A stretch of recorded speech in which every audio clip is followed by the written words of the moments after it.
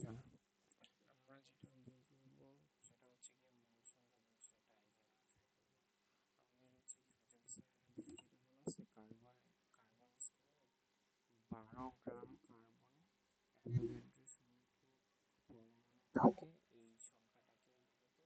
বলা হয়। যত গ্রাম ভরের এই সমসংখ্যক মান হচ্ছে 6.022 টেন টু দি পাওয়ার 20 পরমাণু বা আয়ন থাকে তত গ্রাম ভরকে ওই পদার্থের মোল বলে। তত গ্রাম ভরকে তত মোল বলে। এখন এটাকে একটা সুন্দর আইডিয়া আমরা বোঝানো যায়। ধরো আমার তো হচ্ছে গিয়ে চামচ নিচ্ছি, এটা হচ্ছে গিয়ে আমাদের চামচ, এখানে হচ্ছে গিয়ে এখন ওষুধ খাওয়া, ঠিক আছে, ওষুধ নিলাম, ভর্তি করে নিলাম, একটা হচ্ছে একটা সঞ্চয় হলো না আমাদের, এরপরে যদি আরেক ফোঁটাও মনে করো ড্রপ রেখে দাও তাহলে এটা হচ্ছে কি উঠে পড়ে যাবে। এখানে ম্যাক্সিমাম ক্যাপাসিটি যেটা, একটা ম্যাক্সিমাম ক্যাপাসিটি আছে না, যেটাই নাও তুমি, সিরাপ নাও মধু নাও, যাই নাও, একটা ম্যাক্সিমাম ক্যাপাসিটি আছে। এইখানে আমরা এটাকে কি বলতে পারি, 1 টেবিল চামচ বলি না,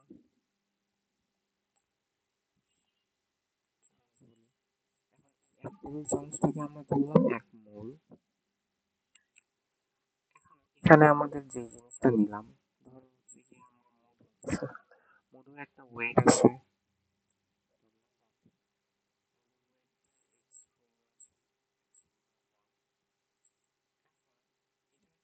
ঠিক আছে, কি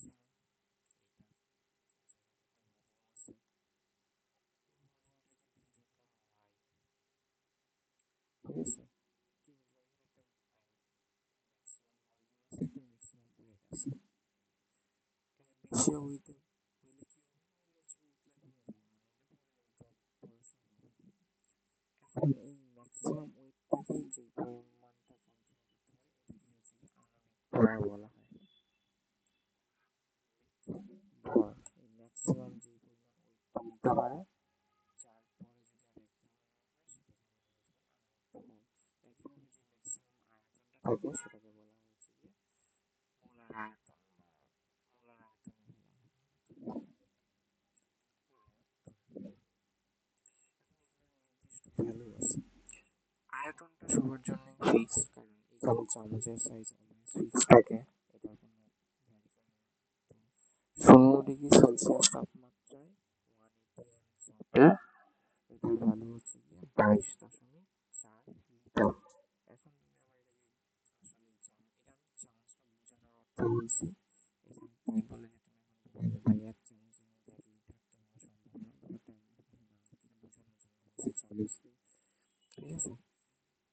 তো এখানে ম্যাক্সিমাম ক্যাপাসিটিটা কি, আমরা একটা টেবিল চামচকে ধরতেছি 1 মোল, তাহলে 1 মোল যে পরিমাণ ক্যাপাসিটি ধারণ করতে পারে সেটা হচ্ছে গিয়ে কত, 22.4 লিটার।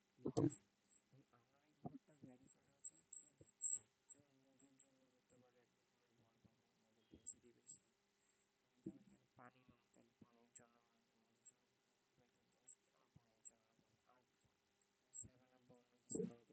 জন্য 7 গ্রাম। একইভাবে 118টা মৌল আছে, 118টা মৌলের জন্য ডিফারেন্ট ডিফারেন্ট আণবিক ভর। যেমন সোডিয়ামের জন্য আণবিক ভর কত, 23। এই আণবিক ভর পরিমাণটাই হচ্ছে গিয়ে এখানে যে ভরটা থাকে, ম্যাক্সিমাম যে পরিমাণে ভরটা থাকে সেটার ভরটা হচ্ছে এই আণবিক ভরের সমান। তার মানে কি 1 মোল নির্দেশ করে এই 20 গ্রাম বা আণবিক ভর পরিমাণে, ঠিক আছে। তো 1 মোল প্লাস মানে কি বলতে পারি, তিনটা জিনিস বলতে পারি। 1 মোল ফার্স্ট হচ্ছে গিয়ে 22.4 লিটার, আর হচ্ছে কি আণবিক ভর কি m দ্বারাই প্রকাশ করে, ঠিক আছে। এটা যেহেতু ভ্যারি করে, নাইট্রোজেন হইতো এখানে তাহলে এটা হয়ে যেত 17 গ্রাম, ঠিক আছে। যদি পটাশিয়াম হতো তাহলে হচ্ছে কোনো সমস্যা নেই, ঠিক আছে। এখন আরেকটা জিনিস, এইখানে ভালো কথা, আমরা নিলাম গ্রামটা নিলাম, আমরা কি জানি একটা মনে যদি ধরো পানির পাত্র আছে, এখানে তো আমরা যেটা দেখতে পাই সবাই, পানিটা দেখতে পাই, পানির কেমিক্যাল ফর্ম স্ট্রাকচার কি, H2O,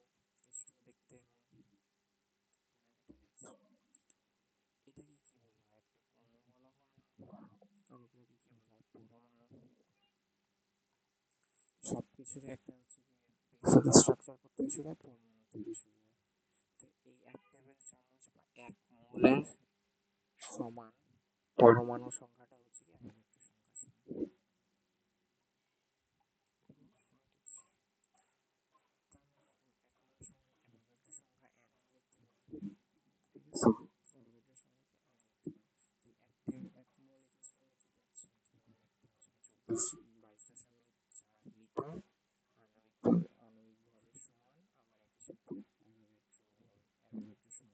তাহলে এখন যদি তোমাকে কেউ বলে তোমাকে আমি 20 গ্রাম ক্যালসিয়াম দিলাম, ঠিক আছে, একটা হচ্ছে ক্যালসিয়াম দিচ্ছি, এটার মূল সংখ্যা কত, 20 গ্রাম ক্যালসিয়ামের মূল কত? আমরা কি জানি, একটু আগে দেখলাম এক মোল হচ্ছে কি আণবিক ভরের সমান, ক্যালসিয়ামের আণবিক ভর কত? 40 গ্রাম। তো এই কত দিচ্ছে 20 গ্রাম, বা এটা এইভাবে লিখতে পারি 40 গ্রাম ক্যালসিয়াম সমান সমান 1 মোল, 20 গ্রাম, সরাসরি ঐকিক নিয়ম যেটা বলছে 9/8 সেটি সমান, অর্থাৎ 20 গ্রাম টু 4/20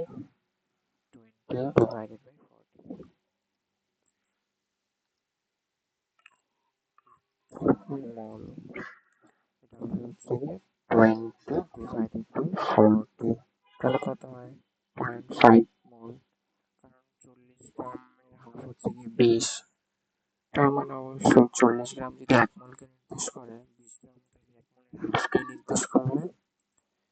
ব্যাপারটা এইভাবেই কাজ করে। যেটা বললাম সেটা ঐকিক নিয়ম, এটাকে সুন্দরভাবে আরেকভাবে লেখা যায়, মূল সংখ্যাকে প্রকাশ করা হয় m দিয়ে, আণবিক ভরকে m দিয়ে, আণবিক ভর আর আমরা যেটা আগে যে 20 গ্রাম ক্যালসিয়াম নিলাম, এটাকে ডাব্বা দ্বারা প্রকাশ করা হয়। এটা হচ্ছে কি পরিবর্তন, কি বলে পরিবর্তন হইতে পারে, ভেরিয়েবল হইতে পারে।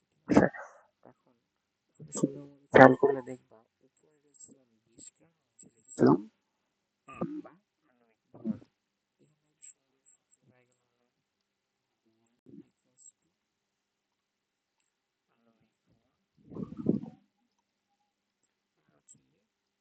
পরিবর্তনশীল ভর, ঠিক আছে।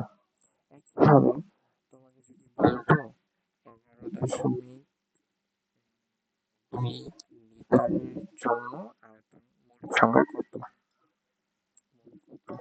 কি করতাম, আগের মতনই জানতাম যে হচ্ছে কি 22.4-এর জন্য 1 মোল, 11.2-এর জন্য 22, সরি সরি সরি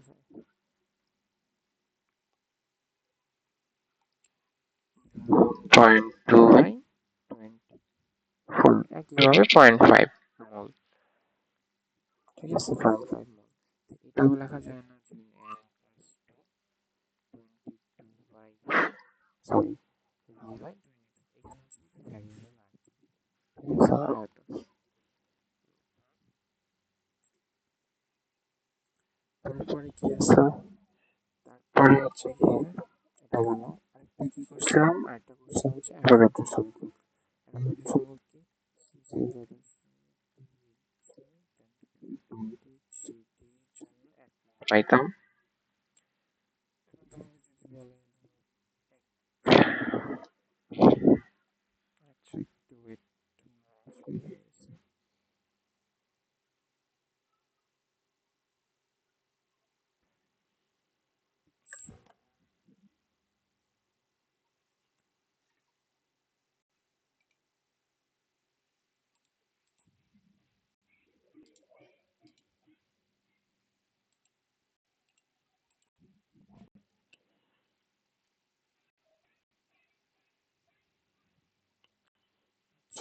আসছে ব্যাক করছে,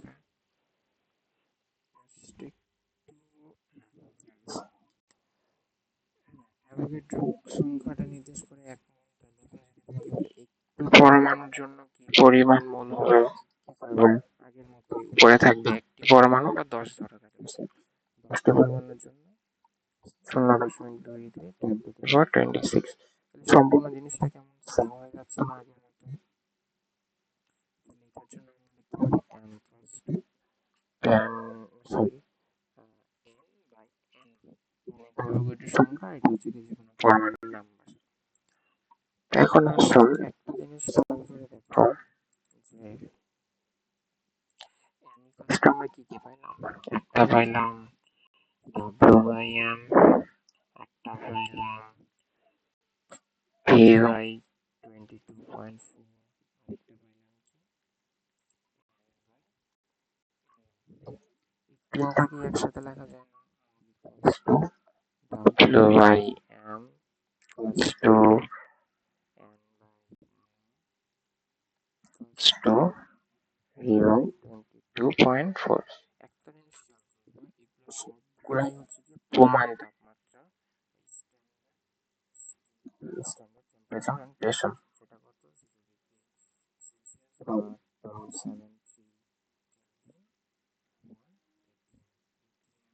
773 বা 716 হইতে পারে। এখন দেখো এই তিনটাকে কনভার্ট করা সম্ভব না। তোমাকে যদি আমি বলি ধরো 10টা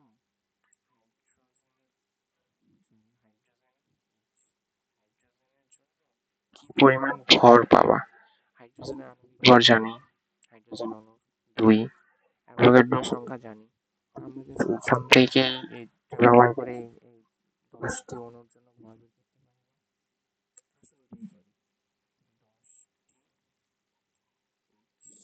হাইড্রোজেনের ভর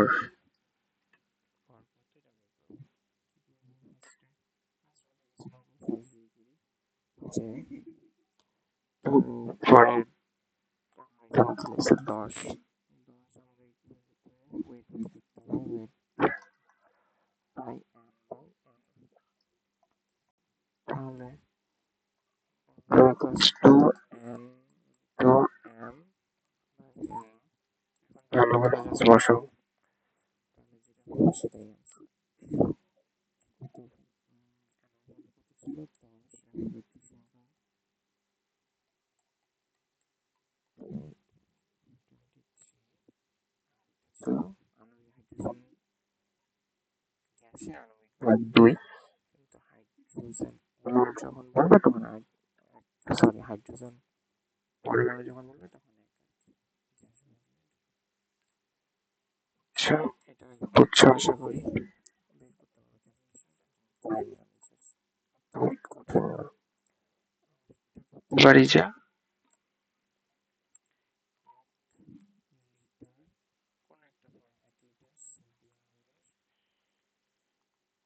পরমাণু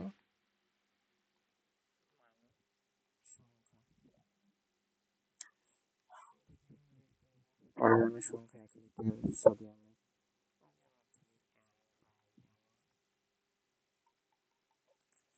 এখানে দিয়েছিলাম ভি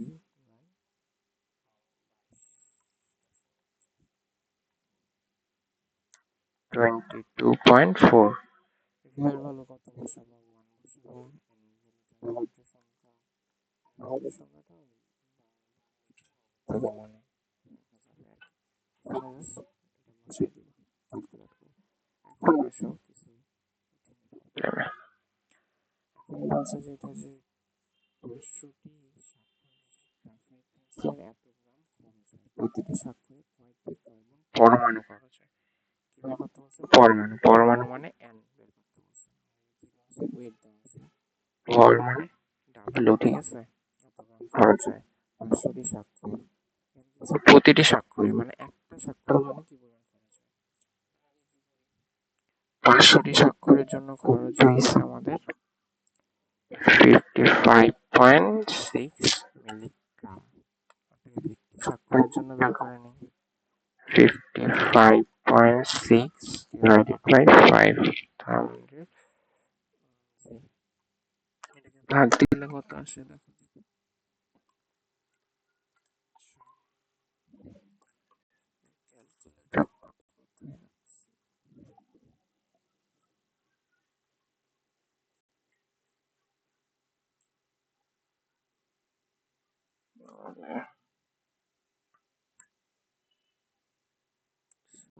ক্যালকুলেটরটা বুঝতে পারছি।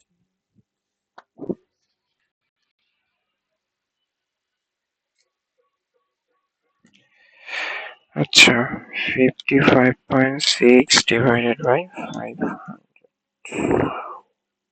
তাহলে পাই হচ্ছে গিয়ে 0.1112 মিলিগ্রাম। এটা একটা স্বাক্ষরের জন্য এত মিলিগ্রাম। তাহলে আমরা এখান থেকে কি ওয়েট পাইলাম, ডাব্লিউ পাইলাম। এখন আমাদের কি বের করতে হবে? এন। আমরা কি রিলেশনটা কি শিখছি? W by M equals to N by N A. এখন এম এর ভ্যালু গ্রাফাইটের ভর। গ্রাফাইট মানে কি কার্বন না? কার্বনের ভর কত? 12 গ্রাম। তাহলে এখানে যদি 12 বসাই দেই, এন এর ভ্যালু আমরা বের করতে পারবো না। ডাব্লিউ আরেকটা জিনিস, এখানে কিন্তু আমরা মিলিগ্রামে নিচ্ছি, ঠিক আছে? মিলিগ্রামকে তাইলে আমাদের কি করতে হবে? গ্রামে বের করতে হবে। তাহলে কি করতে হয়? সরি, 1112 ইন্টু 10⁻³ দিলে গ্রাম থেকে মিলিগ্রাম থেকে গ্রামে গেল।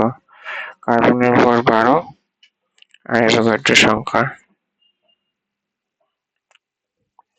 23। তাহলে হচ্ছে কি এন পাবো। এন এর ভ্যালু কত আসে দেখো, 23,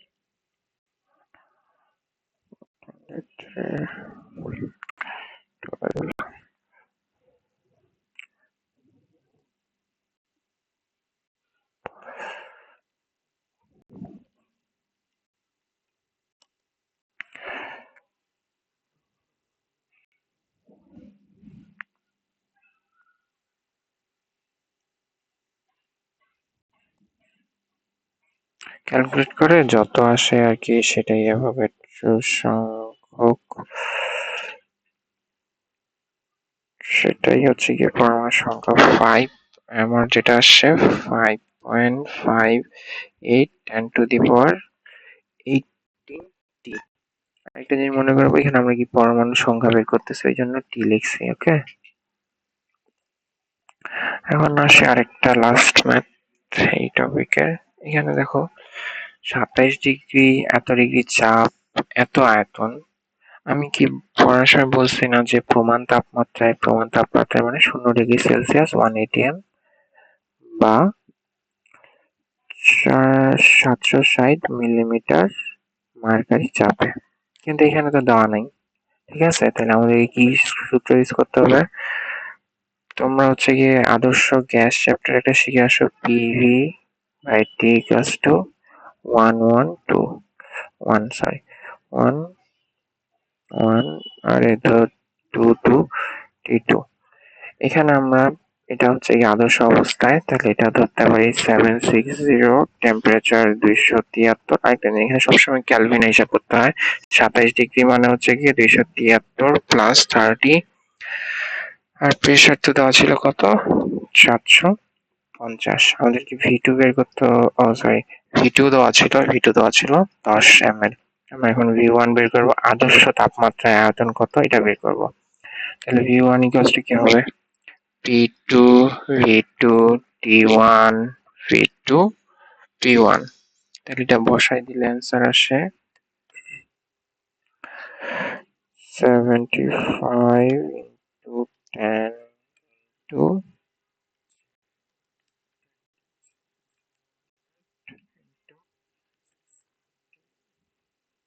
আসে হচ্ছে কি 8.98।